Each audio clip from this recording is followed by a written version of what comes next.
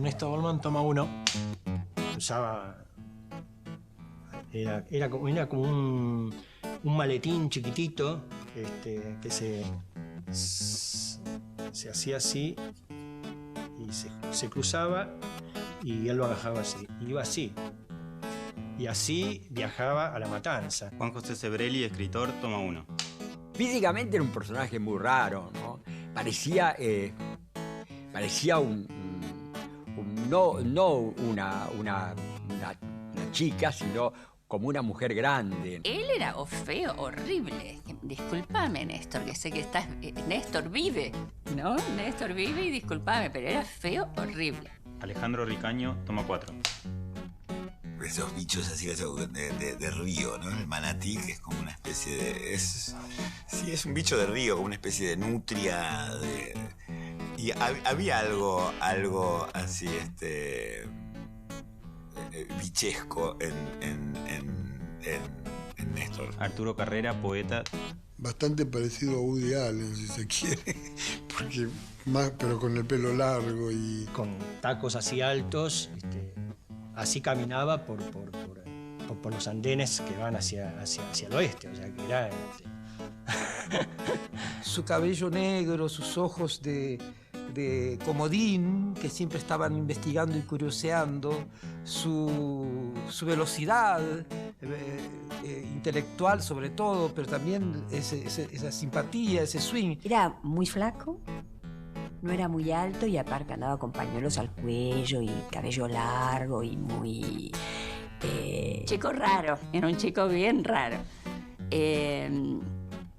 Con una inteligencia especialísima, pero con bastante dificultad de relación. En una época se ganaba la vida haciendo encuestas por las casas y muchas veces tocaba el timbre y bueno, y salía o una mucama o el chico y le decía que hay una señora que quiere hablar. Tenía el aire de una señora, ¿no? Realmente de una señora. Cuando quería, era como que sacaba de sí mismo una personalidad ultra maricona y con la que nos divertíamos ante el espanto provocado. Fernando Noy, toma 2.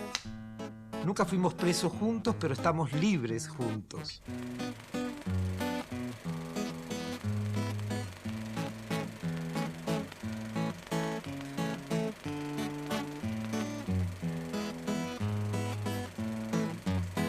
Y Ernesto solía pelearse con todo el mundo. Eso, o sea, bueno, era lo que él sabía hacer mejor, ¿no? Juntar, atacar, digamos, los preconceptos de la gente y... Sí, poniéndolos todos... sí, y evidenciarlos en el momento. Era un tipo bizarro, es decir, su presencia, inmediatamente uno lo veía, su indumentaria, el tipo de calzado que usaba calzado grande, casi coturnos, con una suela muy alta,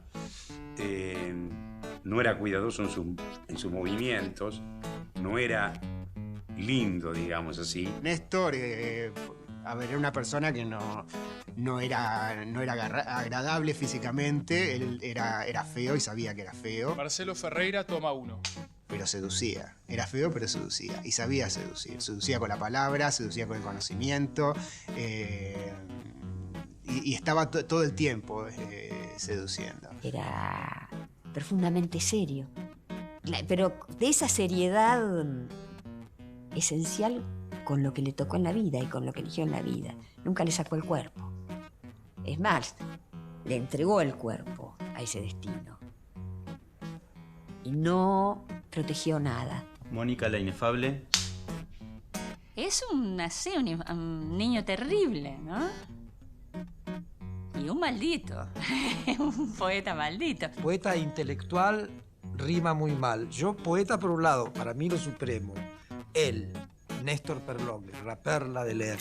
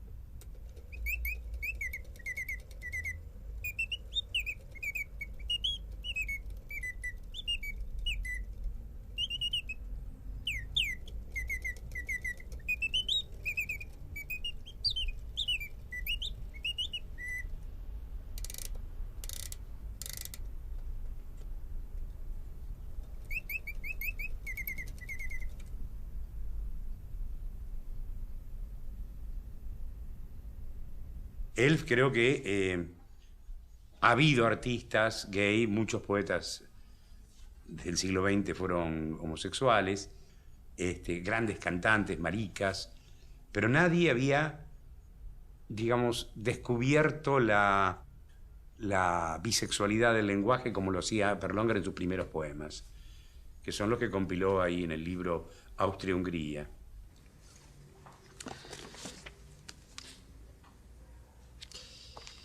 Diría, la primera edición de Perlongar, el primer poema, los primeros poemas que él publica están aquí. Poesía 80, esto fue Ediciones La Cebra Dormida, año 1980. Bueno, aquí él publica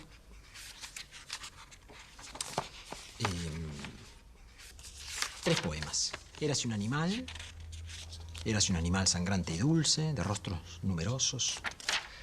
La murga a los polacos y ¿por qué seremos hermosas? ¿No? ¿Por qué seremos tan perversas, tan mezquinas, tan derramadas, tan abiertas? Y abriremos la puerta de calle al monstruo que mora en las esquinas. Con una pequeña biografía de Néstor Perlongar. Aquí nació en 1949 en Avellaneda, inédito. 3 de sus poemas. 1949. Merecieron una mención. Néstor Osvaldo Perlongar nace en Avellaneda, partido suburbano del Gran Buenos Aires, Argentina.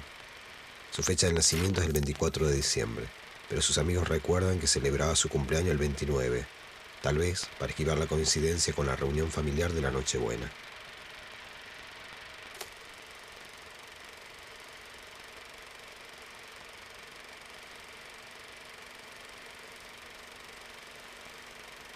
Sarita Torres, toma 4. Esa foto está tomada desde la ventana de mi casa cuando vivíamos en Floresta. Y fue tomada una noche que habíamos estado charlando, divirtiéndonos, y dice, bueno, pero mira, todo esto es parte de ese paisaje. No va a salir nada, no hay luz, no hay nada, y realmente salió eso y era... me acuerdo de esa noche, fue una noche sí, muy divertida, estábamos muchos del grupo que formábamos el grupo Política Sexual. Muchas de las reuniones se hacían en casa. Ese grupo se formó en el año 72 por una convocatoria que hizo la revista 2001, de un llamamiento para la liberación sexual. Entonces, yo estaba ya en el feminismo y llegó la invitación, dijo alguien quiere ir, yo dije yo, y ahí fui, y ese fue el momento así más claro de que yo encontré un eje en mi vida que estaba buscando. Ahí, bueno, conocí a Néstor, conocí a Mónica, digamos, a Eduardo, todo ese grupo que después conformamos otras cosas y que seguimos enredados, con vínculos de amistad, de familia, ocurrió ese día y de ahí siguió hasta ahora. Debo contarles que conocí a Néstor Perlongar por medio de un poeta llamado Osvaldo Lamborghini, que se encargó de hacer de agente. Él entregó mi libro escrito con un ictógrafo a Néstor e hizo que Néstor me enviara un ejemplar de Austria-Hungría que acababa de salir en las ediciones extraordinarias de Ediciones La de Tierra Baldía. de Fowell. Y lo abro y leo. Lo primero que leo es una cosa que decía así. Yo había leído algo de Lezama Lima, no sabía todavía quién corno era Lezama Lima, pero herida pierna, que pensé en una cosa que dice, deseoso es aquel que huye de su madre, Lezama Lima. Coser los bordes de la herida, debo, puedo, es debido, he podido suturarla, doliente ya, doliéndome, rastreramente husmeando como un perro, oh Señor, a sus pies, oh Señor, con esa pierna atada, amputada, anestesiada, doblada pierna, en fin, debo cerrar las ventanitas, clavarlas, sujetarlas, para que el viento no las moje, no las abra, ni el aire del interior las envejezca, las deteriore y rasgue, evitar eso. ¿O estoy ando, metiendo los estiletes en el muslo para que arda, para que mane, haciéndole volcar lechoso polvo en la enramada, ampliándola, estirándola. Para ella, de él, debo adorarla, suplicarla, adosarla, cultivar el jardín donde se entierra como liendre una mata o ensartarla. ¿Debo poner la cara larga sobre la mesa? ¿Puedo? No me hagas caso, morenito, no la hagas. Y bueno, el poema sigue. Digamos, me encuentro con ese ritmo. Más adelante dice, ¿qué hago? ¿Qué hago? Pues huyo de la madre de Lezama Lima. Y de golpe toda esta especie de erotización del lenguaje, donde entra el humor y entra como una acidez también. Bueno, digamos, me encuentro con estos textos que de alguna manera me interpelan. Encuentro un poema a Evita, la primera del pasillo, y el poema La murga a los polacos. Y bueno, no sé quién es este hombre. Alguien me dice que vive en Brasil, que era la editorial, después me entero después que la editorial de Fowil. Fowil fue el primero que publica Austria-Hungría acá. ¿Sonido? Sí. ¿Suena? Suena bien. Una pregunta. Estamos poniendo todo, Rodolfo Fowil, y acá le pusimos a todos algo, tipo amiga, le pongo escritor o... Amiga, puse amiga. ¿Qué pasa? No, pero bueno, Mónica. No sé lo que... No sé si hay algo que por ahí que lo... ¿Cómo lo llamaba él de alguna manera o algo? No, escritor. Rodolfo Fowil, escritor. Yo conocí a Néstor, lo habré conocido por el 76 o 77. Él trabajaba de hacer encuestas, era encuestador. Había terminado con la sociología o con la facultad. Y había sido compañero de una empleada mía, que era la jefa de campo, o sea, la persona que coordina a todos los encuestadores, que tenía una agencia de estudios de mercado. Y inmediatamente, digamos, ascendió, como se dice. Pum, pum, pum, pum, pum. ¿Ese no es el fantasma de Perlonger que está ahí, hijo de puta? Para mí está vivo. Ahora mismo, en este momento, yo lo estoy sintiendo. Estoy sintiendo, pero así, claramente. Mira, a mí se me ha presentado varias veces. En una fiesta de San Juan, habíamos tomado... Bueno, él ya había desencarnado. Yo había tomado Santo Daime, ni estaba pensando en él, ni en nada que se le parezca, pero de repente el fuego, que hay siempre una hoguera en la fiesta de San Juan, el fuego se me hizo su cara, ¿no? Y me apareció y me mostró que está vivo, que Evita vive y Néstor también vive. Inclusive a veces que veo poemas que escriben otras personas que, según me dice Sarita, lo imitan. Yo digo, no lo imitan. Es Néstor que les dicta, porque realmente hay algunas versiones que son impecables, son de él. Si no fuera porque hablan de cosas que sucedieron después que él murió, diría que son de él, que los han rescatado, ¿no? Por ejemplo, unos poemas que me leyó Alejandro Ricaño, que creo que es un medium de Néstor. A veces me baja Néstor. Baja de una manera. Baja en la poesía. Baja en cierto devenir. A mí hace poco hicimos un programa en una radio, en La Tribu, en homenaje a Néstor. Yo tenía que encontrar un texto que no lo encontraba de él, que quería leer. No tenía los poemas enteros, y bueno, me puse a escribir. Fui a buscarlo a una cosa en Belgrano y me puse a escribir. Y de alguna manera mi poesía, que puede tener algunas cosas de cierta influencia neobarroca o neobarrosa, pero desde otro lugar, desde una voz muy, muy personal, muy mía, acá nestoricé, perlonguecé, no sé, pero bajó. De alguna manera bajó. Y el texto lo tengo acá. Esto fue un cartel que pegábamos en las calles, en las paredes. Todo esto eran actividades que le hacíamos aterrorizados. Marcelo, amigo y ex militante de FLH. Bueno, esto es parte de los volantes ¿no? A Perlonger en un momento dado le pareció que podía ser interesante volantear las consignas de los homosexuales con forma de frutas y de flores. Algo que tenga que ver con la vida, porque sé que la sexualidad tenía que ver con la vida, ¿no? Entonces, todos recortamos cartulinas con forma de pera, de manzana, esto es una especie de tulipán. Después eran autoadhesivos que se ponían en los colectivos, que era la consigna que considerábamos casi que sintetizaba todo. Machismo igual fascismo, ¿no?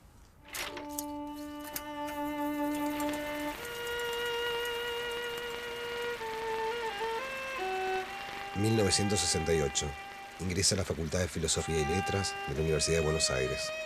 Se interesa políticamente por el trotskismo, tomando contacto con militantes del Grupo Política Obrera, PO, más tarde denominado Partido Obrero.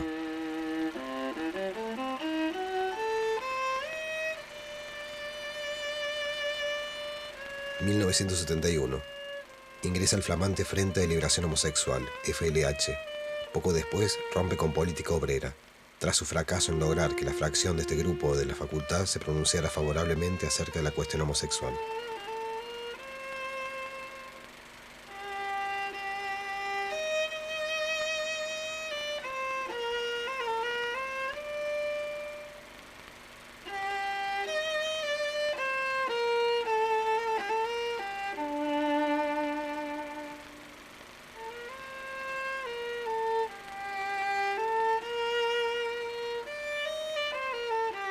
La consigna más importante, la que más le gustaba a Néstor, era amar y vivir libremente en un país liberado, que se entroncaba con el proyecto de liberación en que estaba embarcada toda la sociedad, ¿no? Vivir liberado, pero amar también. Néstor, cuando estábamos solos en San Pablo, me dijo en un momento, qué locos estábamos. Qué locos. Nunca me explicó por qué dijo eso. Yo creo que no estábamos locos. Sí que hicimos cosas un poquito locas. Y aparte las consignas, ¿no? O sea, las consignas que largaba eran cosas que espantaban a la gente en ese momento. Por ejemplo, en un momento dado hablábamos todo el tiempo de la liberación del homosexual. La liberación del homosexual. En un momento dado, él dice, basta. No hay que liberar al homosexual, hay que liberar la homosexualidad. Y ahí se armó bueno, nos quedamos sin aliados. También. Lo poco de izquierda que no, ya, o sea, quería decir la homosexualidad de los demás, digamos. Flavio Rapizardi, toma 3. Bueno, que el Frente de Liberación Homosexual. Frente de Liberación Homosexual, en realidad, como su término lo indica, fue una construcción compleja. Era un gran merjunje, desde los grupos de cristianos a los grupos anarquistas, a los grupos universitarios, pero luego en el año 72 comienza a licuarse el Frente, comienza a licuarse alrededor de algunos cuadros activistas muy marcados por la retórica de izquierda, muchos relacionados con la izquierda peronista. Hay que pensar que uno de los primeros volantes del FLH fue para que reine en el pueblo el amor y la igualdad, digamos. Fin del 72, principios del 73. Fue un año de apertura política, social y cultural en la Argentina, con el fin de la dictadura militar previa a la del proceso, ¿no? La dictadura de Lanús. Osvaldo Baigorria, toma 1. Y la llegada de Perón, el fin de las proscripciones, de la libertad, digamos, el fin de la etapa de persecuciones que se había abierto en el año 55, y entonces fue un momento en el que Néstor empezó a aparecer públicamente como militante del Frente de Liberación Homosexual.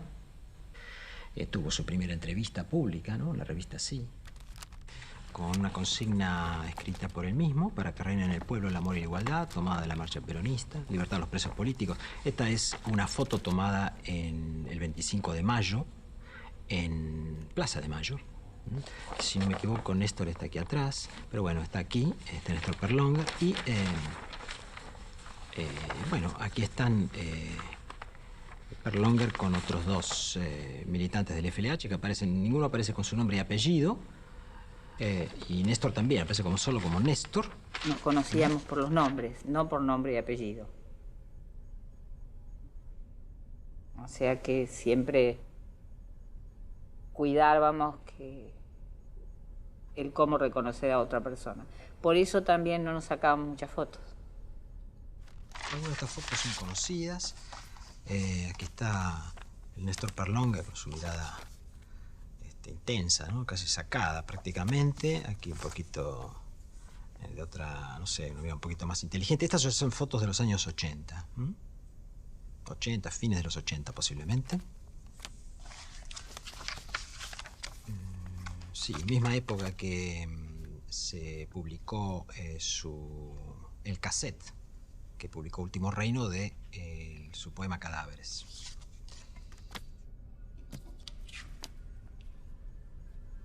Pues no sé, que... O sea, estas son fotos de Brasil. Pero justo él no estaba, él la había sacado.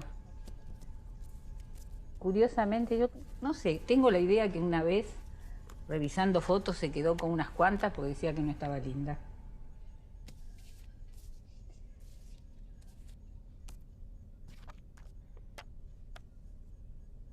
Bueno, acá, esta es una de las fotos que sacó Néstor estando en Brasil.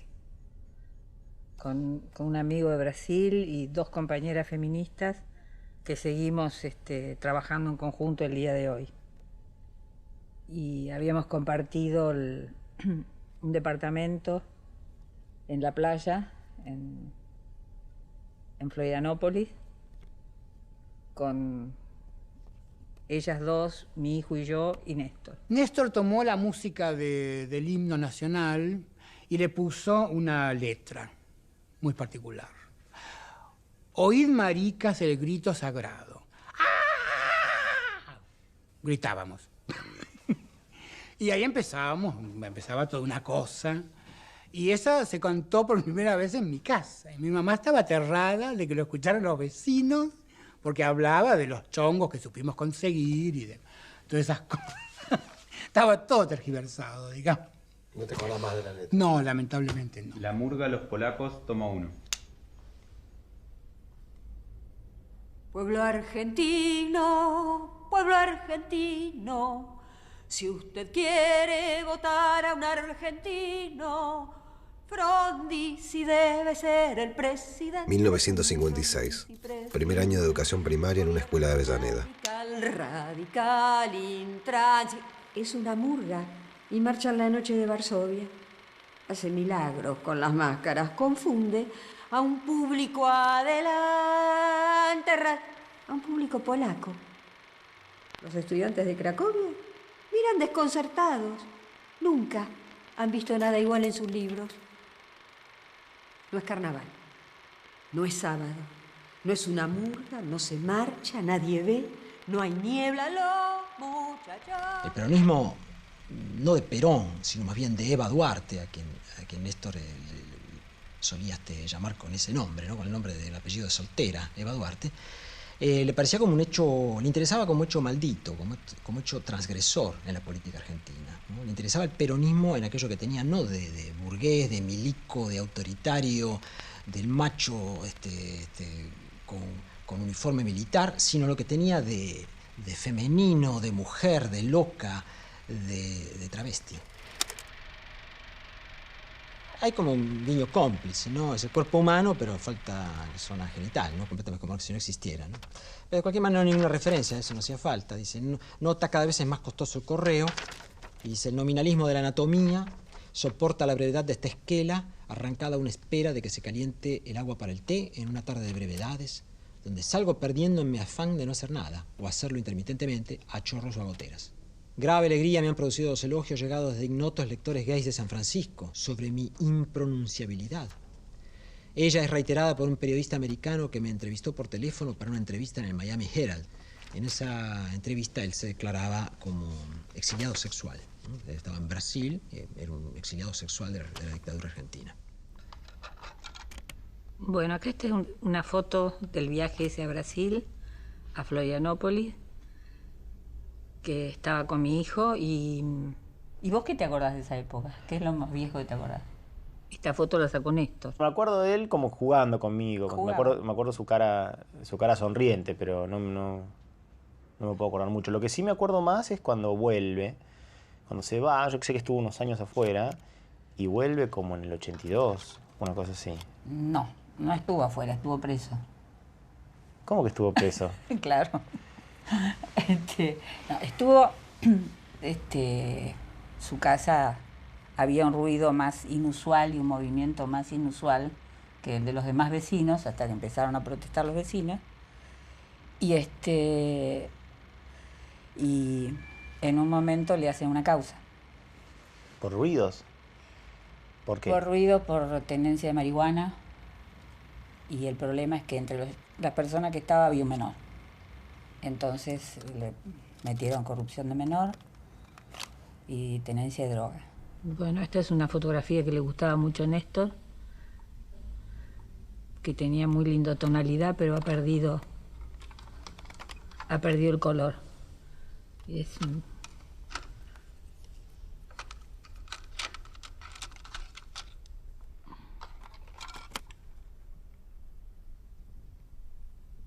Esta fue una fiesta que hicimos en el barrio.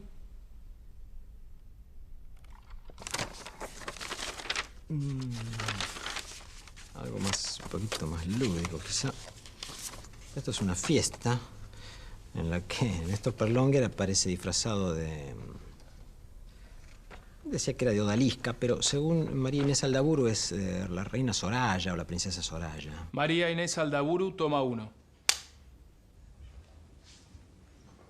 Tengo un origen provinciano, bonaerense, y como mucha gente de allá me vine a estudiar a Buenos Aires a los 18 años y bueno, como pasa en esta ciudad maravillosa que uno tiene encuentros que nunca había pensado en su vida, que nunca se le habían ocurrido, bueno, entré al feminismo. En el año 77 conocí a Inés Cano, una feminista. Por ella empecé a dar grupos de concientización con María Elena O'Donnell en el año 78. Después hicimos un grupo de escritura, un libro, Diario Colectivo, con Hilda Reis, Nena Reynoso, Inés Cano. Y por Hilda, y conocí a Hilda, Sarita Torres, y por ellas lo conocí a Néstor como militante político.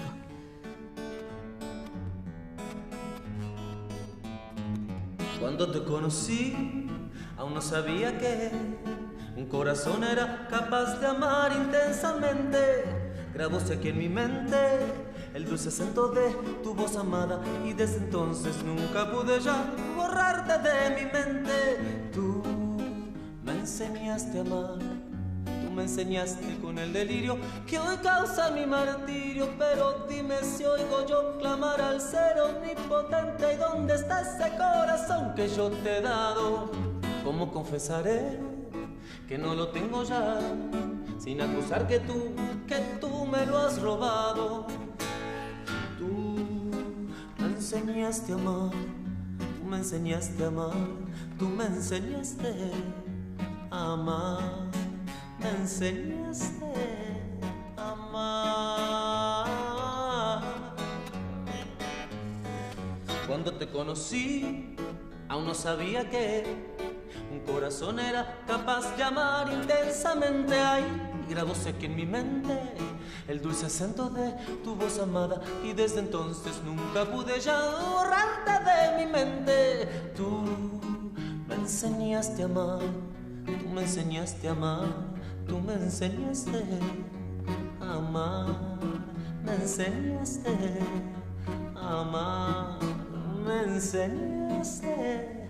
El dulce acento de tu voz quedó grabado y desde entonces el dulce acento de tu voz amada quedó grabado y desde entonces nada. El dulce acento de tu voz amada quedó grabado y desde entonces nada. Amada, amada.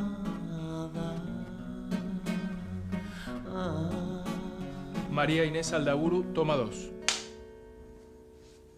Y en esa época los grupos políticos en pleno proceso no tenían una entidad pública, pero por ejemplo las feministas se reunían y toda la gente que pensaba sobre la identidad y sobre política sexual, como Néstor, que era radical y lúcido, muy cercano al feminismo, quizá el mayor pensador feminista. A mí me lo dijo una vez Batato Barea. Batato Barea me decía, mirá, no, y después de una terrible discusión con el propio Perlonger, Néstor, yo lo llevé a Néstor, porque me pidió Batato, a una inauguración, es decir, al estreno de su unipersonal con poemas ajenos que hizo en el Café Mozart. Entonces, allí en el repertorio había 10 nombres de poetas amados por la Barea. Entre ellos, por supuesto, Pizarnik, Di Giorgio y yo incluido. Y además, Anke, ni nada menos que Néstor Perlonger. Yo a Batato no le avisé que iba a ir, porque Néstor también tenía algo como de sigiloso, de snaker, ¿no? de serpiente en la luz, como diría Spinetta. Era capaz de sustraerse para entregarse más. Te profesa la misma pasión, protectora de niños y ancianos, defensora del trabajador. Dios ha puesto su mano en tus manos para darnos su amor en tu amor. Es el pueblo que te alaba, Eva Perón. Estábamos en la casa donde nos juntábamos para quemar y el tipo que traía la droga ese día se aparece con una mina de unos 38 años, rubia, un poco con aire de estar muy reventada, recargada de maquillaje con rodete. Yo le veía cara conocida y supongo que los otros también, pero era un poco bobo. Andaba con Jaime, que se estaba picando con estilaza mientras yo le sostenía la goma. Se lo comento en voz baja y me dice algo así como: cortala, loco, ¿sabés que sí? Que sembró tu abnegación. Los azules entraron muy decididos. El comi adelante, los agentes detrás. El flaco, que tenía el bolsón lleno de pot, le dijo: un momento, sargento. Y el cana le dio un empujón brutal. Entonces, ella, que era la única mujer, se acomodó el bretel del solero y se alzó. Pero pedazo de animal, ¿cómo vas a llevar presa a Evita? El ofiche pálido. Los dos agentes sacaron las pistolas. El comi les hizo un gesto como que volviesen a la puerta y se quedaran en el molde. ¡No! ¡Que escuchen todo!, dijo la yegua. Me olvidé la letra. Y Batato recitó el poema que en un momento, yo no sé si por un error de su memoria o no sé cuál fue la causa, se transmutó en una sola palabra. En medio del poema, del cuerpo poético, del texto de Néstor que estaba leyendo, otra palabra surgió y eso hizo algo raro. Era como una especie de artilugio del clown literario, porque él introdujo la palabra tractor y estaba diciendo un poema precioso, lineal y definitivamente inspirado así, sin alterar una sola palabra. Pero de pronto el mencionar la palabra tractor hizo que la gente se riera, que la gente relajara. Y yo creo que, por eso digo que era una argucia de clown literario que él tenía para que cadáveres, de pronto tractor. Pero Perlonger se levantó de la mesa y dijo: yo jamás escribí la palabra tractor, y se fue a la calle y nunca más lo volvimos a ver, es decir, al menos juntos con Batato. Te digo que con esto hay que decir todas las palabras. Estaba re enojado con Fernando Luis porque le cambió palabra en un poema. Era...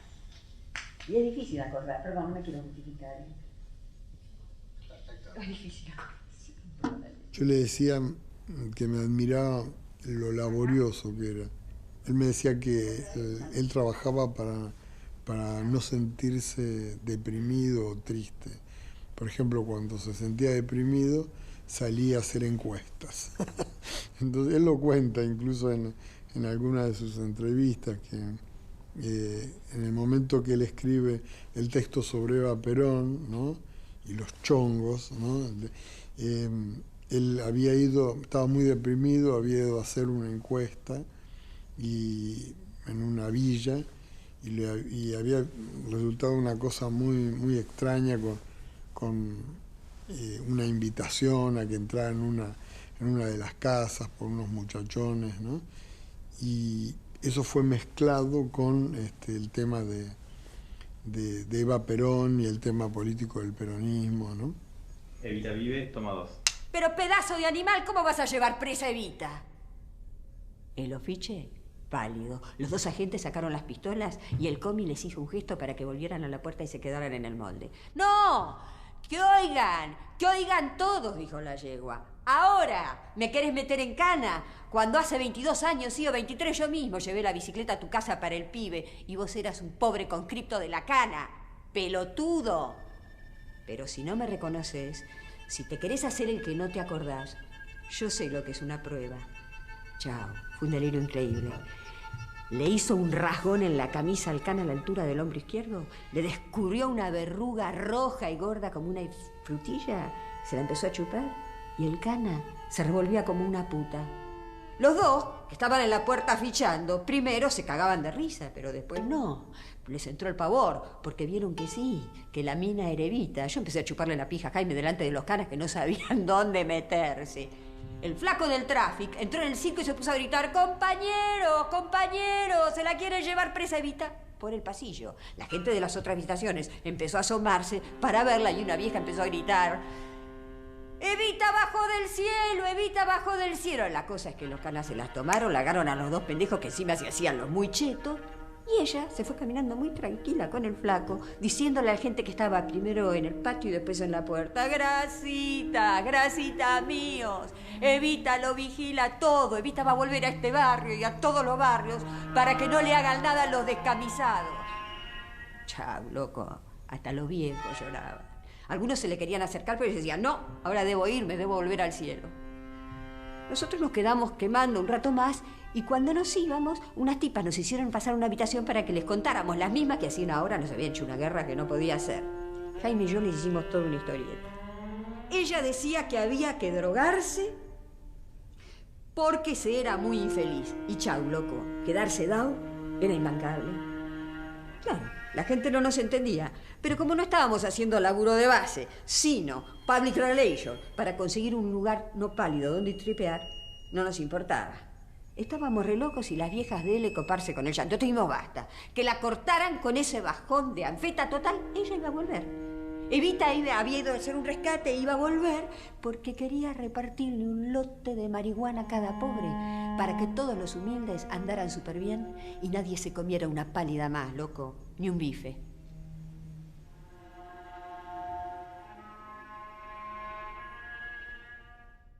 Cuando viene Perón, el FLH decide participar en la recepción a Perón, en el 6.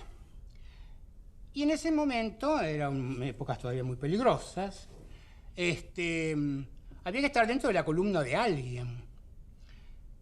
Entonces, la columna de Montoneros accede a incluir al FLH dentro de su columna.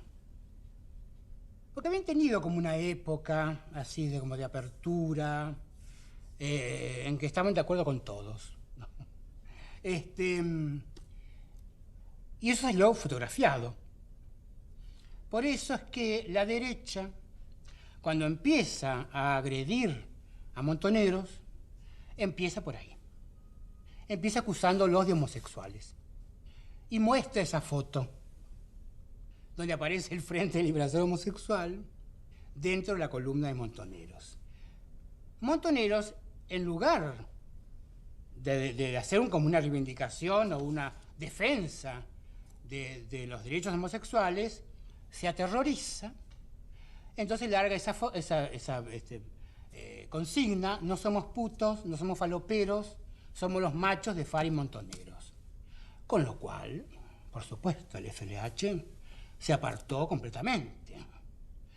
Y esa consigna poco la hace suya toda la izquierda en ese momento.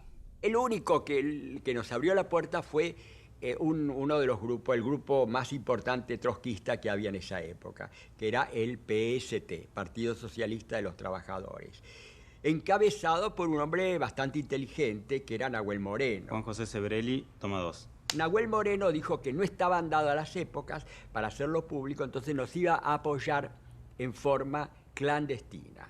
Por ejemplo, ellos tenían el Comité Central cerca de Plaza 11 y concedieron al FLH una habitación para que trabajaran y un mimeógrafo. En aquella época existían los mimeógrafos, todavía no había computación, entonces había que hacer los panfletos y demás por mimeógrafo, un trabajo muy grande. Bueno, nos concedieron todos los mecanismos en una habitación, pero secretamente. La habitación donde se reunía el FLH tenía un cartelito que decía prohibida la entrada. Es decir, que ninguno de los militantes del PST podían entrar en esa habitación ni saber que existía el FLH. Yo, que militaba en el PST en ese momento, no sabía que el partido tenía conversaciones con el Frente.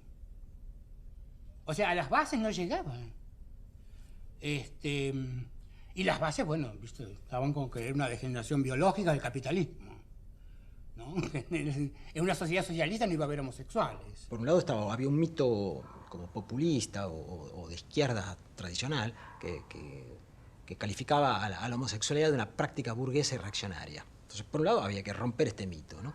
Y por otro lado había sí como una especie de reticencia a participar en movimientos que involucraban a toda una serie de sectores marginados, con los que Néstor me parece que tenía hacia los que Néstor tenía una mirada muy particular, ¿no? Él lo que veía era una alianza en el deseo, una alianza de gays de clase media con negros villeros, para decirlo así,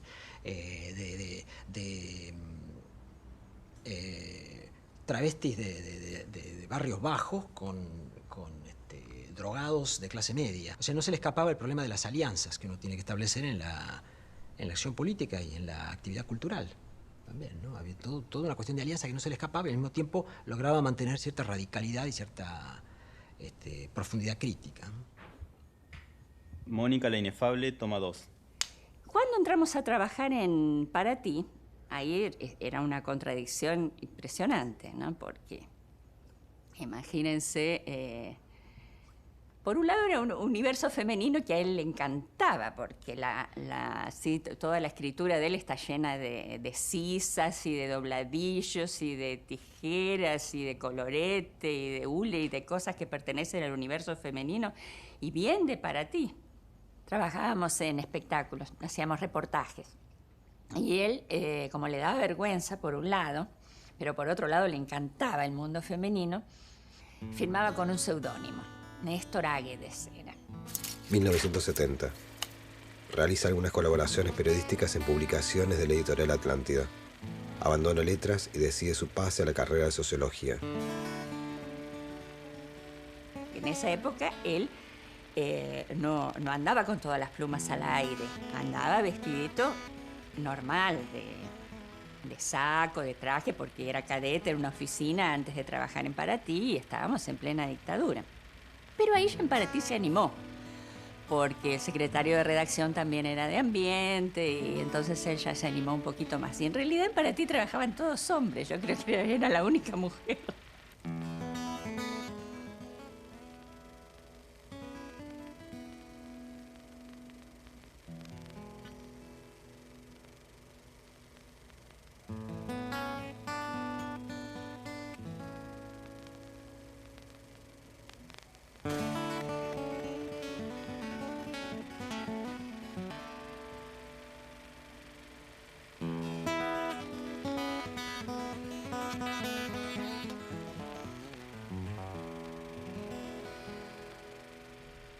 Los baños eran lugares de encuentro, lugares, bueno, donde o sea, no había otro lugar ni para el encuentro, ni para el sexo, ni para nada. Ernesto Dolman toma 4. O sea, por eso el baño era como un referente y por eso creo que hay una poesía. En uno de los Somos hay una poesía de no me acuerdo si es de Néstor, creo que sí, sobre las teteras. En un momento dado, del año 73, el Frente decide hacer una revista, ¿no?, que nos represente. Entonces, en diciembre del 73 sale el número 1. Se discutió muchos nombres, bueno, finalmente se eligió el nombre Somos, porque ante una sociedad que no nos dejaba ser homosexuales, nosotros le contestábamos Somos. Se hacían denuncias, cosas que aparecían en los diarios, a veces había traducciones de feministas, como esta La mujer que se identifica mujer, y se incluyó un pequeño folleto aparte, que era un texto de Perlonger, que fue el primer intento que hicimos para tener una teoría. Porque cuando salíamos a polemizar, nos encontrábamos que no teníamos una teoría. ¿Por qué no somos enfermos? Teníamos que contestar esa pregunta. Así sale esto, Sexo y Revolución, que se incluyó en esto. La diseñaba cualquiera. Venían propuestas de los grupos. Acá alguien trajo este grabado, que son homosexuales, gente que siendo quemada, ¿no?, que era uno de los castigos a los homosexuales. Este es un volante donde pretendimos, de muy mala manera, traer el sexo, ¿no? O sea, no falló el dibujante verdadero, no falló, entonces tuve que hacer yo, y bueno, me salió esta porquería. Pero aún así fue un escándalo.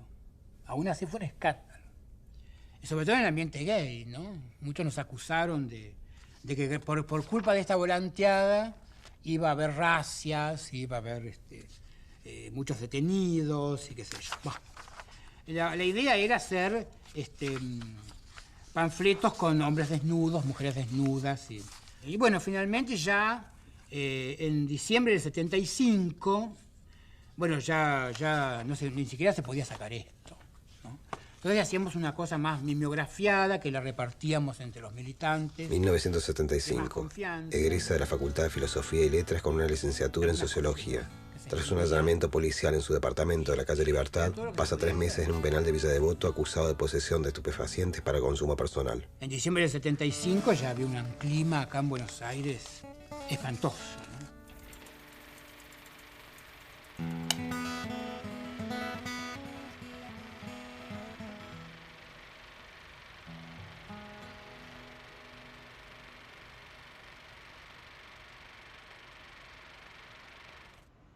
Bueno, yo recuerdo ese momento cuando volvió de la cárcel, entonces, como me decís vos, claro, ahora entiendo más por qué, porque yo me acuerdo que yo volví, estaba en la calle, volví, y vos me dijiste, mirá, llegó Néstor, y yo no me acordaba de él. Hacía mucho tiempo que no lo veía, yo ya era más grande ahí. Sí. Y era como que había estado de viaje, claro, vos no me podías decir que había estado preso, y bueno, era como todo un acontecimiento. Yo no entendía muy bien por qué era tan un acontecimiento que había vuelto de viaje, pero me acuerdo que ahí es el primer momento donde lo recuerdo claramente a él. Eso, y cuando presentó Cadáveres acá, que me acuerdo que todo el mundo se quedó callado. Fue algo así impresionante. Impresionante. Estaba este living lleno de, no sé, eran como más de 40 personas, no sé cómo entraban, todos paraditos estábamos. Y fue muy, muy impresionante, muy impactante. Y era casi la primer expresión que veíamos, traspasado el arte, de la situación que habíamos vivido, de la cual hablábamos y no hablábamos, y era permanentemente bien quién estaba, quién no estaba, quién no había aparecido, quién no llegaba a una reunión, qué pasó con tal, bueno. En esa época, mis amigos homosexuales, junto a Perlonger, decíamos, somos putos, somos culastrones, somos putas. pero no gay, porque era una palabra imperialista, que quería, digamos, convertir la homosexualidad en un negocio, ¿no? Los primeros que compraron la palabra gay eran gente, digamos, que unos años antes se hubieran llamado mod, gente que vivía para la indumentaria, el peinado, el arreglo personal, ¿no? Y esa gente iba a una serie de boliches. Uno era el Experiment y otro era Patos, que era de un tal Pato, se llamaba Patricio, lo llamaban Pato, que era un coronel del ejército retirado. Esto un poco para contarte que, digamos, la noche de Buenos Aires, la noche gay de Buenos Aires, estaba en un mundo, digamos, de mucha tolerancia, bajo la dictadura. No era el caso del mundo de los homosexuales o, digamos, del homosexual de calle, ¿no? Que era el mundo preferido en aquella época y años después también, por Perlonger, ¿no? Cuando él empieza a trabajar con el primer trabajo que hicimos en prostitución fue una muestra que hicimos con las fotos, con mis fotos y los testimonios de Néstor acerca de los Taxi Boys. Entonces ahí hicimos todo ese trabajo que era las fotos y todo un análisis de las relaciones de poder que había en esos dos vínculos.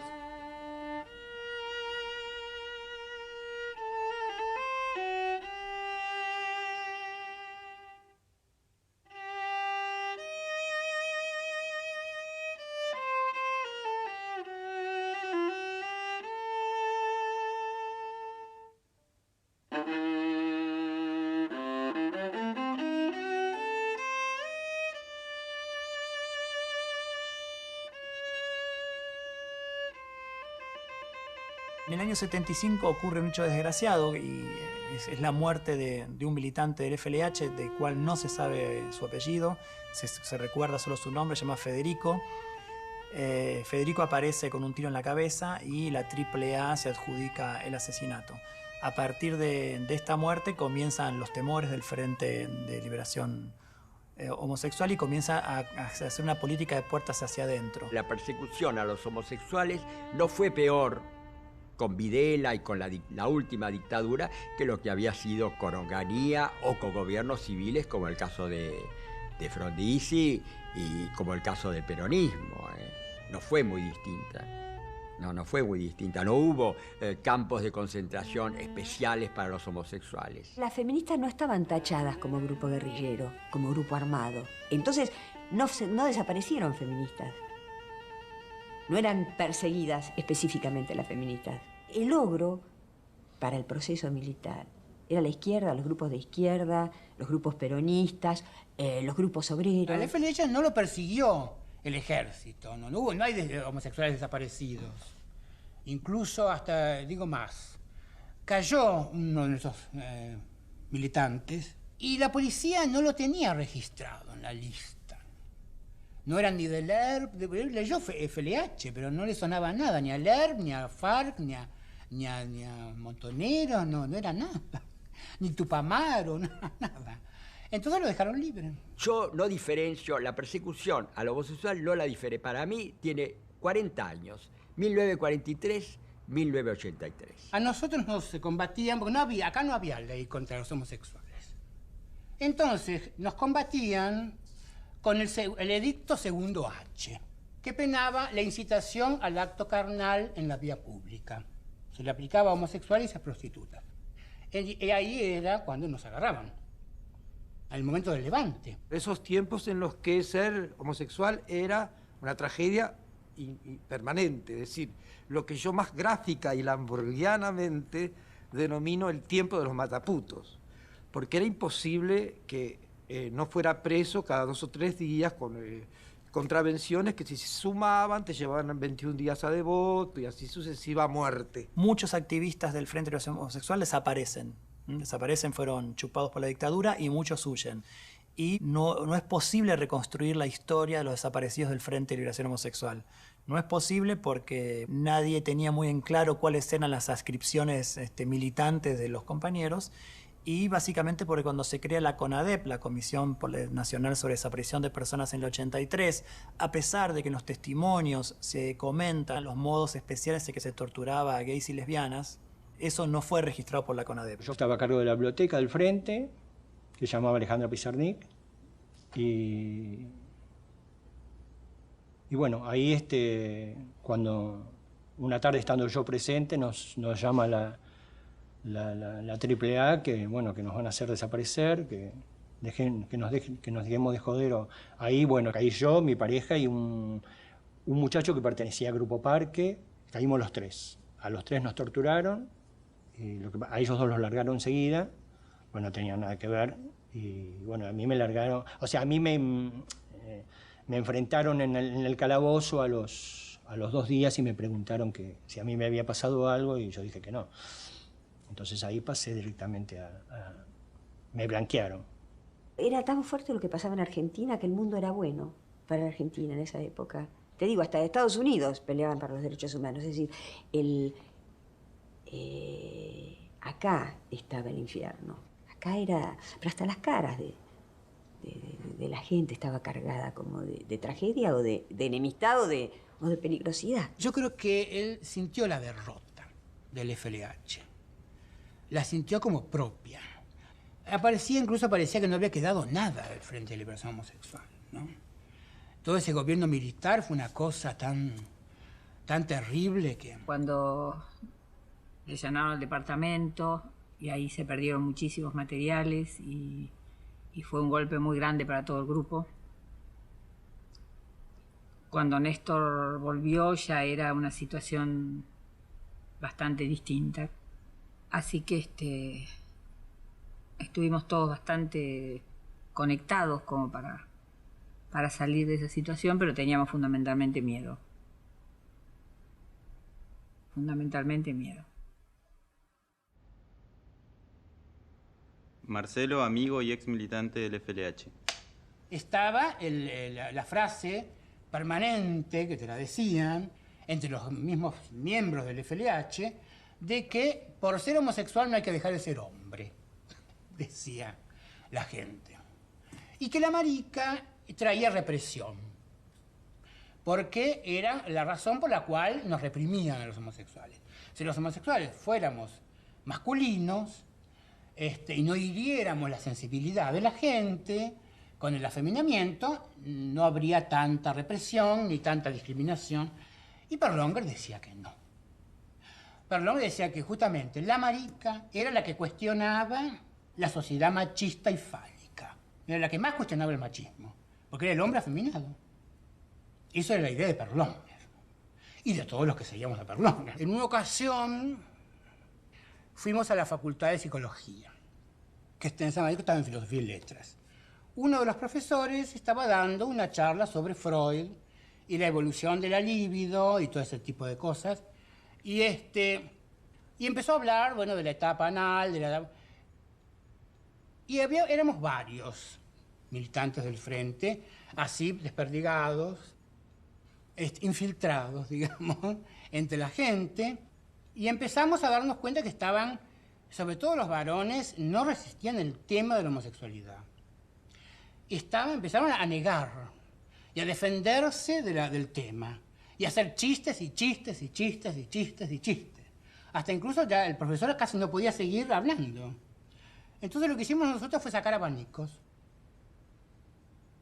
Todos se nos llevó abanicos y sacamos abanicos porque hacía calor y empezamos a abanicarnos. Nada más. No hicimos más nada. Se armó una impresionante. Nada más que porque nos abanicamos con unos abanicos. Nos habíamos puesto nombres de mujeres famosas, militantes socialistas. Entonces Néstor no se le encontró otro nombre mejor que Rosa Luxemburgo, ¿no? Porque era muy parecido a Rosa Luxemburgo.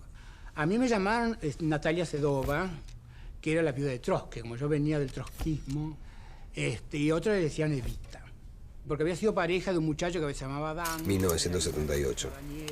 Comienza a redactar informes sobre la represión a los homosexuales en cada ciudad que visita y los hace circular firmándolos con los seudónimos de Víctor Bosch y Rosa L. Grossman. Y decía que Rosa Luxemburgo se había casado con un judío Y ella era una señora casada. Y cuando en un momento dado se muda a un sector de San Pablo, se llamaba Boca, firmaba Rosiña da Boca, ¿no? Y así, bueno, un poco así. Pero siempre rosa. Siempre rosa y siempre Rosa L. Rosa L era Rosa Luxemburgo. Sí, siempre rosa. Nos divertíamos con esos, llamándonos así Natalia y Rosa. Y en la época de Videla, ¿qué otra cosa se podía hacer? Más que divertirse. Que divertirse un poco, claro. Era todo tan solemne. Perlonga decía que por eso no soportaban el humor los nazis, porque son muy solemnes. Entonces hay una cosa que los ofende, el humor, que te burles. Podrías criticar, hasta les gusta que los insultes, pero no soportan que te burles o que le hagas bromas. Canción de amor para los nazis en Baviera. Porque son muy solemnes. Eso siempre lo decía Perlonger, ¿no? La mejor arma para el nazi es el humor. ¿Ahora? Marlene Dietrich cantaba en Londres una canción entre la guerra. Oh, no es cierto que me quieras. Oh, no es cierto que me quieras.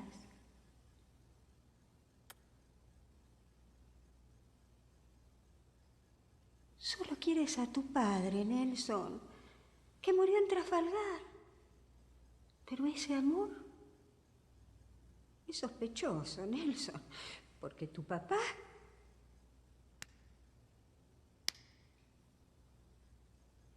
era nazi. Era el apogeo de la aliadofilia. Debajo de las mesas aplastábamos soldados alemanes. Pero yo estaba sentada junto a ti, Nelson, que eras un agente nazi.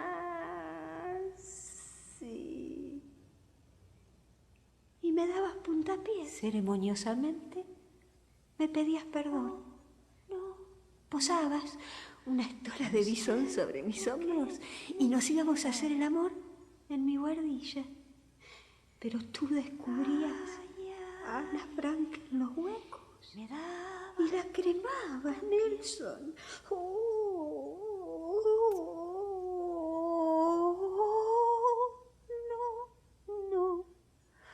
No es cierto que me quieras.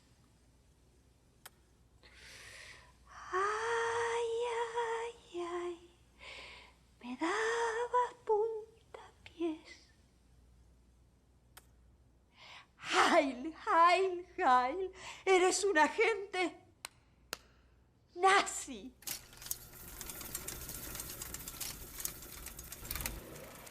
El lema de Néstor, por ejemplo, ¿cuál era? No buscamos liberar al homosexual, buscamos liberar a la homosexualidad, o mejor dicho, mejor entendido, a la sexualidad de todas las personas. O sea, buscamos que no haya homosexuales y heterosexuales, sino que todas las personas puedan vivir su sexualidad libremente sin que a nadie le importe. No buscamos que haya parejas del mismo sexo o de distintos sexos, sino que haya parejas, o triejas, o lo que sea, o que haya sexualidad. Esto es muy distinto de lo que está proponiendo el activismo hoy día. Es decir, queremos los mismos derechos, queremos las mismas cosas, queremos asimilarnos dentro de los mismos patrones que están restringiendo su sexualidad. Hoy por hoy, para una persona heterosexual, casada, tener una relación con una persona homosexual representa un problema. Para una persona heterosexual, casada, tener una relación con una mujer fuera del matrimonio es un problema. Estas son trabas a la sexualidad. Esto es lo que Néstor decía, que es lo que hay que tratar de desestructurar de la sociedad. Que la sexualidad sea libre, que la sexualidad sea consecuencia del deseo y no de las normas. Marcelo Ferreira, toma 2. Trabajando en la CHA, las primeras cosas que yo empecé a hacer fue primero como diseñador y después como editor de del boletín de la organización que se llamaba Vamos a Andar, y se nos ocurrió que sería interesante hacerle un reportaje a Néstor cuando visitara, y ahí fue cuando lo conocí, ¿no? En este reportaje que se lo hizo Marcelo, que era un amigo íntimo de él, que estaba en nuestro grupo de trabajo dentro de la CHA, y bueno, publicamos el reportaje de Néstor. Por supuesto, generó un revuelo que las cosas que Néstor decía en ese artículo fueran publicadas en el órgano de difusión de la organización. Fíjate que eran organizaciones que, y sobre todo en Latinoamérica esto era muy fuerte, que venían de salir de periodos dictatoriales o periodos represivos muy fuertes y que buscaban, más que una acción contestataria, una acción de llegar a un acuerdo con la sociedad en general, etc. Entonces esto para él era una cosa que no era aceptable para nada, porque él era muy crítico hacia la sociedad. O sea, todo el activismo que hizo Néstor en el FLH en los 70 era un activismo revolucionario, de crítica social profunda.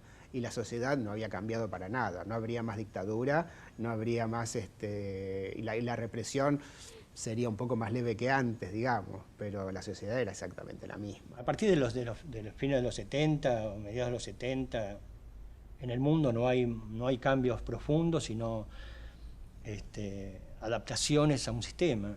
O sea, el sistema de poder es el que maneja. Y creo que es el gran cambio, él lo hizo el SIDA, ¿no? O sea, el SIDA fue como la bomba que explotó y no se pudo contener. No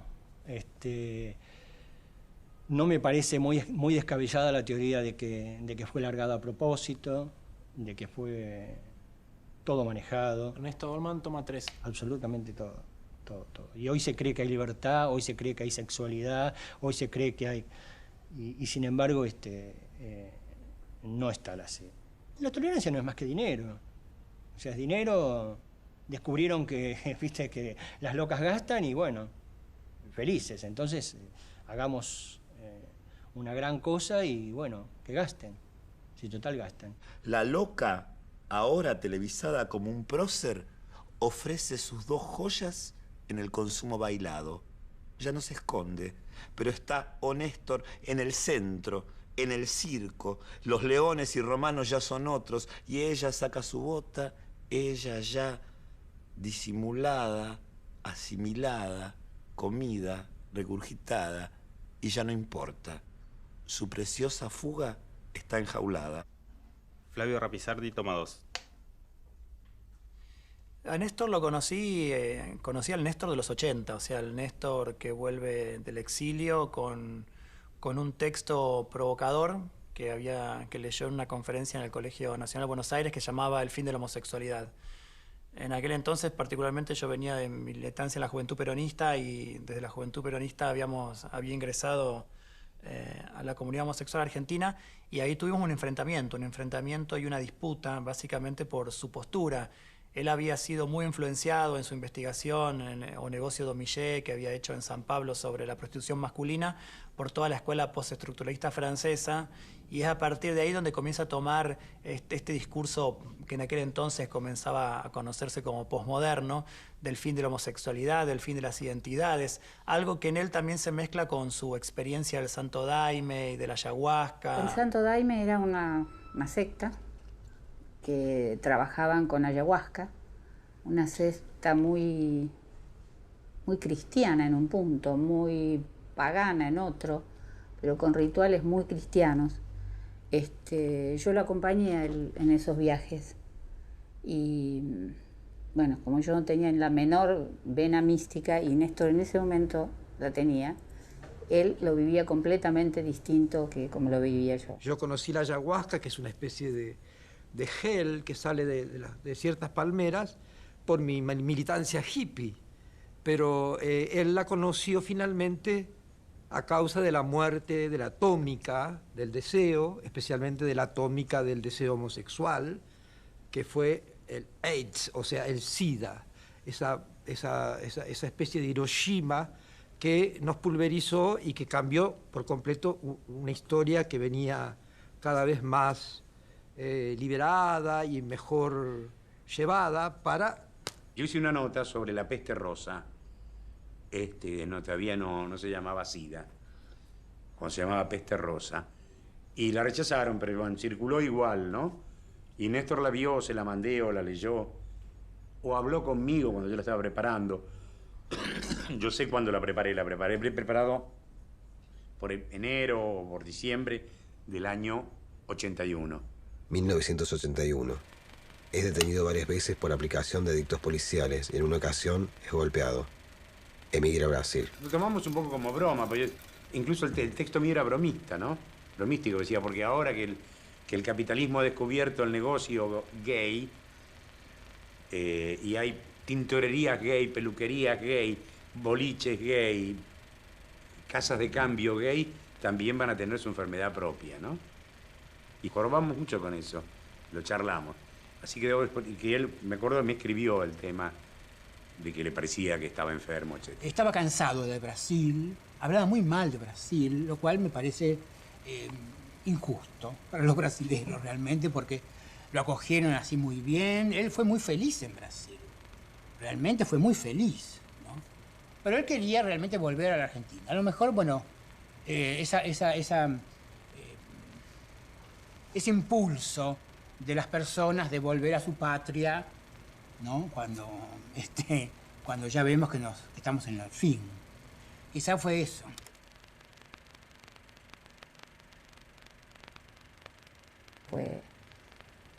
Fue difícil. Después, bueno, ya lo hablamos cuando nos vimos y empezamos a analizar todo el tema de los tratamientos y él se resistía mucho. Y el problema serio fue cuando él se involucró demasiado con el Santo Daime y ellos le aconsejaron que dejara todas las medicaciones, que solamente con el Santo Daime lo iba a curar, y entonces él entró en esa etapa mística que fue cuando escribió El derrame de las ilusiones, y que escribió toda esa poesía tan mística, ¿no? ¿Y cuándo se entera que tenía HIV? En Francia. ¿Pero en qué año? En Francia, en el 88, 89. Porque ahí cambia él. Sí, ahí fue muy, muy terrible, le costó aceptarlo, le costó... 1990. Se conecta con la religión de Santo Daime y comienza a participar en sus rituales. Viaja a París, donde permanece una breve temporada. Bueno, él se fue a Francia en el 89, creo, con una beca. Y bueno, llegó y toda la expectativa que tenía de estar en Francia desapareció, porque Sarduy, digamos, los dejó solo. Él contaba con que Sarduy lo presentase al medio literario, y no. Y quedó como muy perdido. Más que perdido, solo. Solo, y según él contaba, ahí se contagió el SIDA. Y creo que ese viaje a Francia fue terrible, terrible para Néstor. Sí, desesperante, espantoso.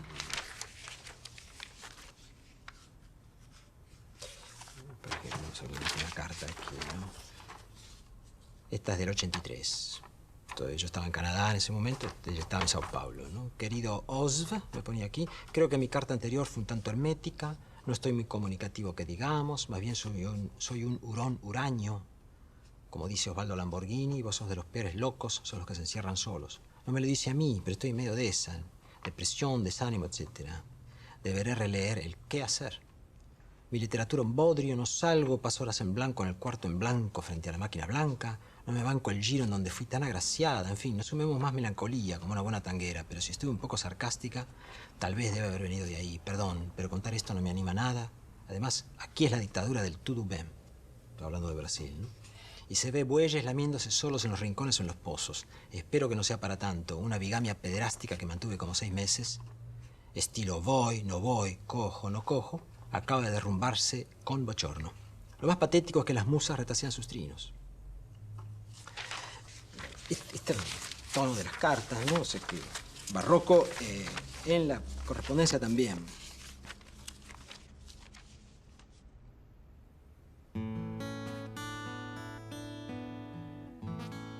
Él pensaba hacer una gran obra barroca, ¿no? Y una de las últimas veces que lo vi tenía en sus manos las obras completas de Calderón de la Barca. Me decía, mira, estoy escribiendo un auto sacramental, voy a hacer autos sacramentales, ¿no? Me quedó esa pena, ¿no? De no poder gozar y leer esos libros que seguramente hubieran sido extraordinarios. Y lo que hace Néstor es, a nivel social y a nivel histórico, hizo como una especie de literatura carnavalesca, ¿no? Extremó todas las posibilidades de la lengua, ¿no? Y produjo esas torsiones, ¿no? Que produce todo barroco a nivel lingüístico, artístico, ¿no?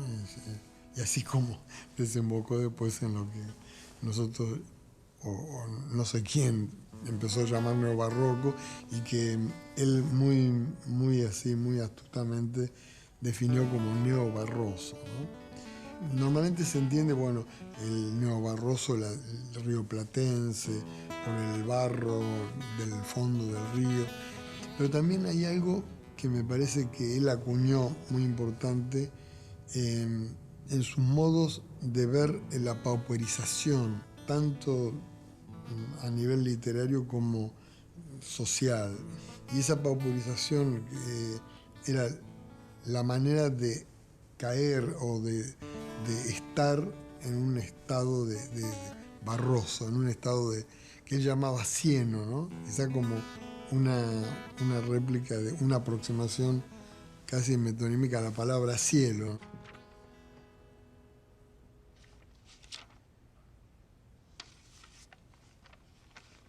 Era la noche a la deriva y el levante, el amor loco, Néstor, Rosa de Luxemburgo querida, yo, tu Frida Kahlo, pata de palo, siempre igual, a pesar de todo, siempre te extraño.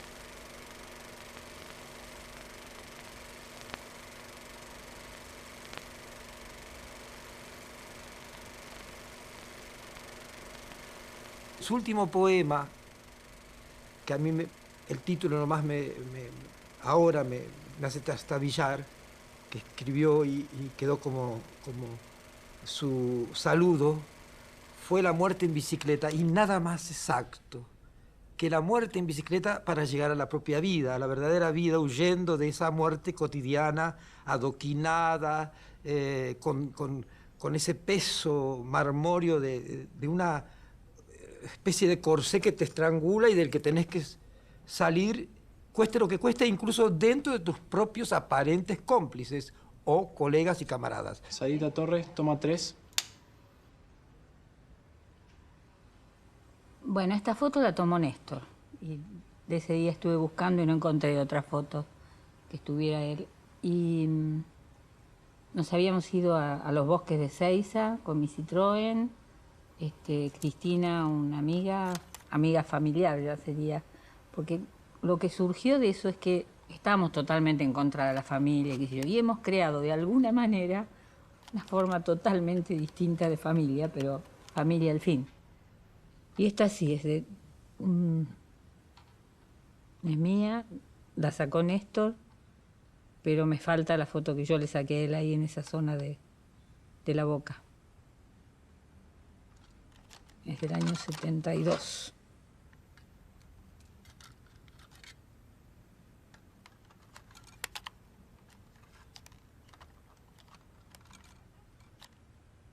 Bueno, y esta es una noche viéndola desde la casa de Floresta.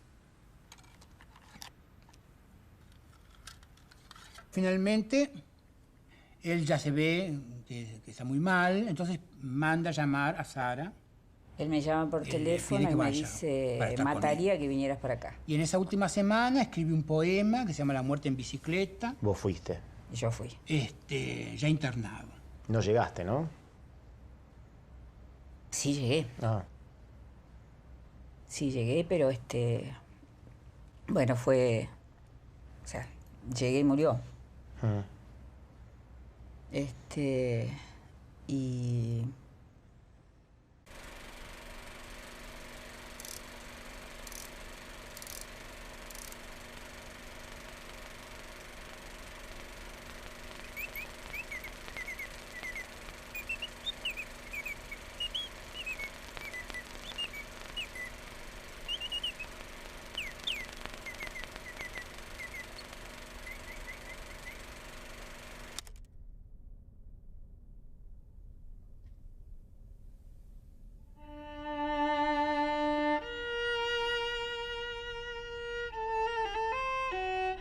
El Frente lo funda un grupo de intelectuales. El grupo inicial era básicamente de escritores. Citamos a Manuel Puig, a Juan José Hernández y otra persona que no conocíamos, que trajo Juan José Hernández, que era el único no escritor y militante, Héctor Anavitar. Lo que se proponían era reunirse, ¿no? Y conversar de los problemas del gay. Pero al año siguiente ingresa, no solamente Berlanga, sino todo un montón de universitarios que venían de esta militancia. Perlonger, yo había militado en el PCT, Perlonger en PO. Al irrumpir Perlonger, revoluciona toda la estructura del Frente y revuelve toda esta cosa de cautela y de forma del discurso muy temerosa de sí mismo y de pronunciarse, con un discurso revolucionario. En ese momento, también Perlonger fue idea de Perlonger unirnos a la lucha feminista, que en ese momento estaba muy despierta en la Argentina. Sí, nos integrábamos a algún movimiento, sí intentábamos meternos dentro de movimientos para intentar cambiar la posición que tuvieran con respecto al aquí y el ahora, porque todo era para el día que se hiciera revolución. Y nosotros queríamos empezar a cambiar ahora lo que podíamos en nosotros mismos. Entonces, la lucha de las mujeres y de los homosexuales era lo único que estaba combatiendo el machismo. Porque la izquierda se mandaba unos pactos con el machismo, que era una maravilla. Incluso fue muy difícil al centro del Frente el tema de la discriminación de la mujer y que dejaran de discriminarnos como mujeres. Porque ahí volvía a aparecer... Claro, dentro del ambiente homosexual masculino, digamos, bueno, es un ambiente muy machista, ¿no? En un lugar muy falocéntrico, por decirlo de alguna manera. Y tienen como muy el estereotipo de... Y nosotros estamos con el cuestionamiento del falocentrismo. Luego se produce un enfrentamiento en la plaza con montoneros, con la famosa frase no somos putos, no somos faloperos, somos soldados de FARC y montoneros.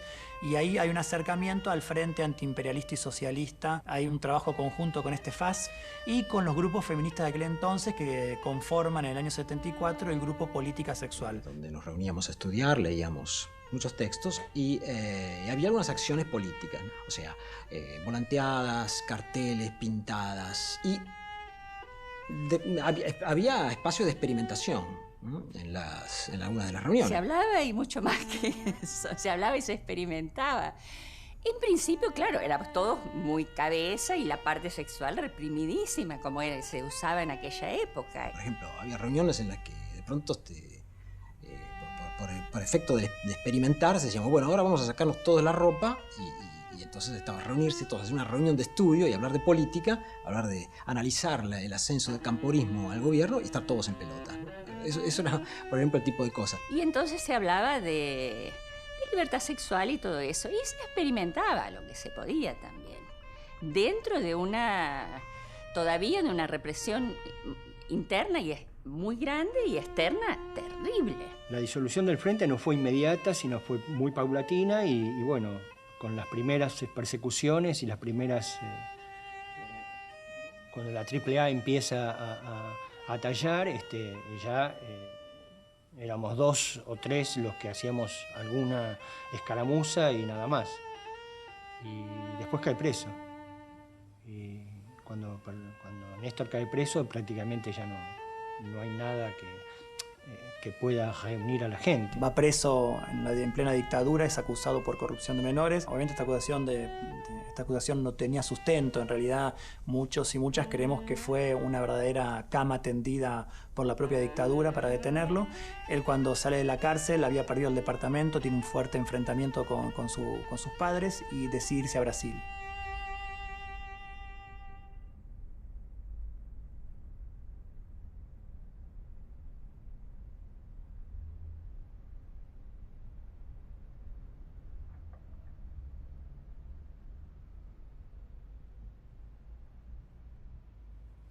Esta se ve muy poco, pero es la foto del día que Néstor se fue a Brasil. Entonces, cuando ya el micro arrancó, yo saqué la foto, no sé si... Acá se ve esfumada su cara y de este lado quedábamos sus padres y yo. Habíamos ido a despedirlo y fue un momento muy, muy especial. Muy doloroso y fue muy bueno para él porque Brasil, a diferencia de Argentina, le dio las posibilidades de desarrollarse mucho mejor que acá. Bueno, para mí fue un momento de mucha tristeza porque, bueno, compartíamos muchas cosas. Y fue una decisión muy, muy discutida, y creo que fue una excelente decisión, pero bueno, igual incluso mirar la foto me produce mucha tristeza. Aunque después seguimos permanentemente en contacto. En esa época usábamos muy poco el teléfono, era muy caro todavía. Y ahí empezó la correspondencia de Néstor conmigo. Silente Sara. Tenía que escribirte ya hace tiempo, pero, hombre drapeado, las telarañas de las ocupaciones me envuelven. Con la complicidad de una letargia... 1982. Escribe el poema Cadáveres durante un largo viaje en micro entre Buenos Aires y San Pablo. Se opone a la guerra de Malvinas y escribe un par de artículos sobre el tema, uno de los cuales genera una polémica. Soy una tía parlante que sientan hablar de AIDS cada 2x3. Deliro, porque todas las mujeres tenemos un resquicio de esa bondad de mamá, sinuosa, retorcida, malévola, la santa hija de puta y la puta buena. Hoy tengo ganas de contarte cosas. Vidas paralelas, enroscadas, se cruzan en lo infinito del hilar. Me invitaron a un psicodrama con debate para debatir al final. Idea interesante, pero que se volvió psicomedia de gritillos espectaculares y estereotipos vidistas, o sea, deseo de jubilación. Yo me mandé un speech, que ahí había mucha muerte y poco deseo, y hablar del deseo de muerte que pringa los giros furiosos por las lumpenerías patrulladas, los desafíos a la ley, los revientes del cuerpo, el goce del abismo y del vivir peligrosamente de Godard, y que yo quería hablar de ese deseo que era inconsciente, no manejable, que coqueteaba tetonamente con la muerte en el borde.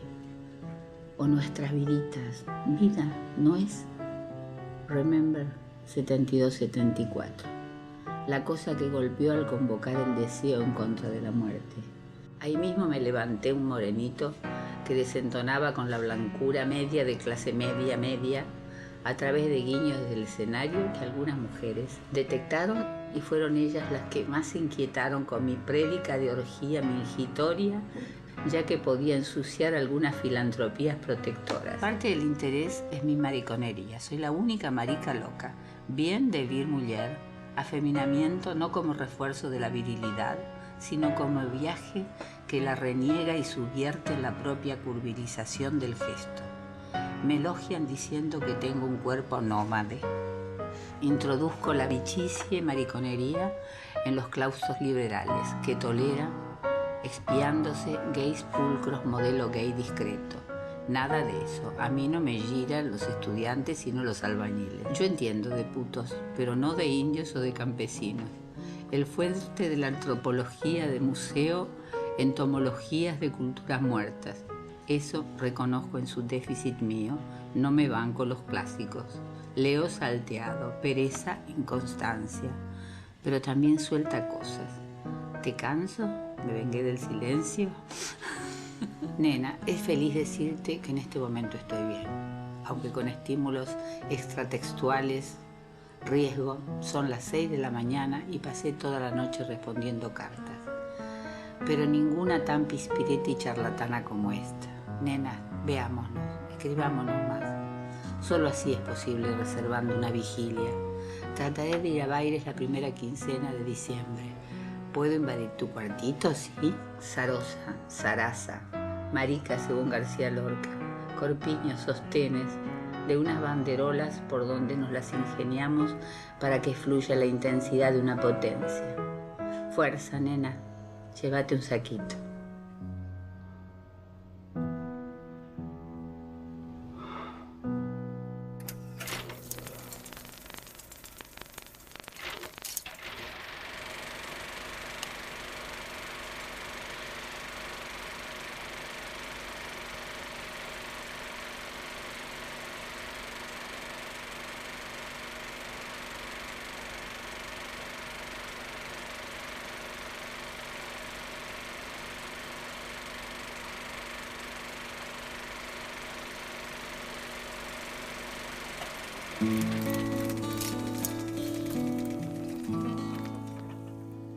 Vestidito verde,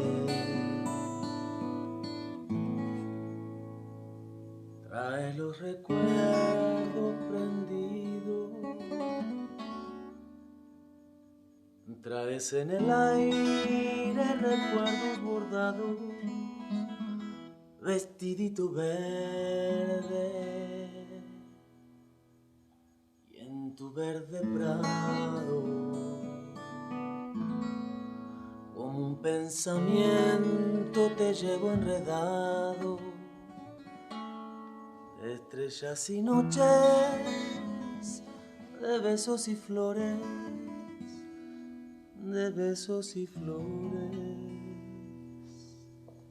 y flores, flores,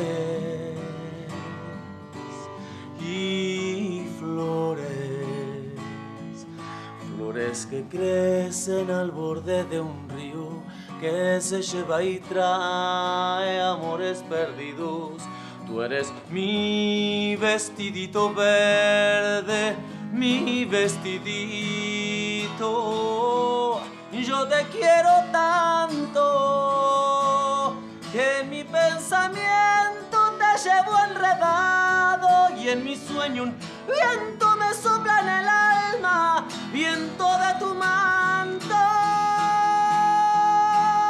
y flores,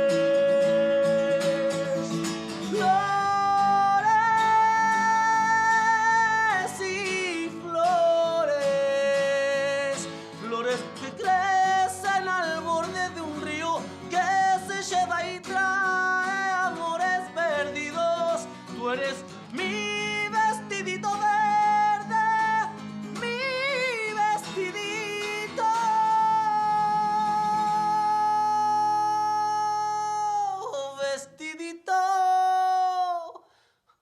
verde. Trae los recuerdos prendidos, traes en el aire recuerdos bordados, vestidito verde.